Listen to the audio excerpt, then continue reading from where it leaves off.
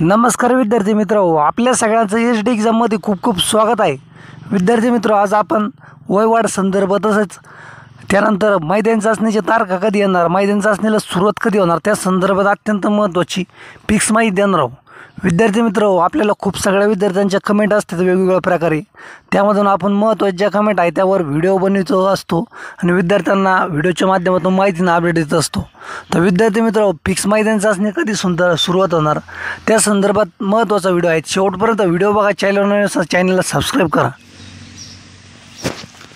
विद्यार्थी मित्र, आपल्याला खूप सगळ्या विद्यार्थ्यांच्या कमेंट येतात की खरंच 20 तारखेनंतर म्हणजे 20 मे नंतर मैदानी चाचणीला सुरुवात होणार आहे का. तर विद्यार्थी मित्र, याबद्दल कोणी फिक्स सांगू शकत नाही, कारण की जोपर्यंत गृह विभागाकडून काहीतरी ऑफिशियल माहिती येत नाही, जोपर्यंत काही GR परिपत्रक येत नाही, तोपर्यंत तरी कोणालाही काही फिक्स सांगू शकत नाही. हे 20 मे नंतर होणार हे फक्त एक अंदाजे आहेत. तसंच विद्यार्थी मित्र साधारण तरी जूनमध्ये फिक्समध्ये ग्राउंड होण्याची शक्यता आहेत, कारण की आता निवडणूक हा शेवटच्या टप्प्यामध्ये असून आज 13 तारखेला होणार आहेत व 4 जूनला मतमोजणी होणार आहे. त्यामुळं विद्यार्थी मित्र, आता नेमकं प्रशासन कशाप्रकारे नियोजन करतं याकडे सर्वांचं लक्ष आहे, कारण की सध्या आचारसंहिता पण असून पोलीस प्रशासन निवडणुकीची मोठी जबाबदारी पार पाडवित आहेत. तसंच त्यामध्ये राज्य सरकारकडून ग्राउंड घेण्याची परवानगी घ्यावी लागते.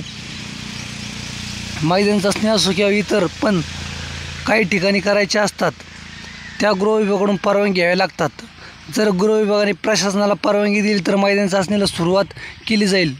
त्यामुळे नेमकं मैदानी चाचणीला सुरुवात कधी होईल हे फिक्समध्ये कोणालाही सांगता येत नाही, परंतु 4 जून नंतर 100% मैदानी चाचणी होण्याची शक्यता आहे, कारण की त्यावेळेस निवडणुकीचे निकाल लागलेले असणार. त्यामुळे भरती प्रक्रिया राबविण्यात प्रशासनाला कोणती अडचण निर्माण होणार नाही.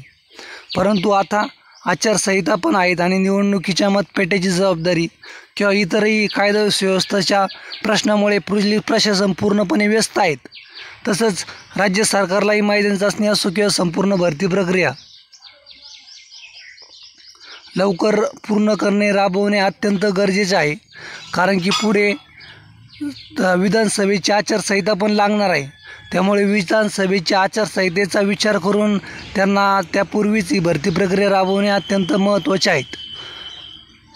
तर गृह विभागाने परवानगी द्यावी अशी आपली गृह विभागाला कळकळीची विनंती आणि राज्य सरकारला विनंती. तसंच देवेंद्र फडणवीस साहेबांनी वयवाढ संदर्भात काहीतरी दखल घ्यावी व योग्य निर्णय घ्यावा अशीच आपली व्हिडिओच्या माध्यमातून प्रशासनाला व फडणवीस साहेबांना विनंती की वयवाढ संदर्भात यांनी निर्णय घ्यावा.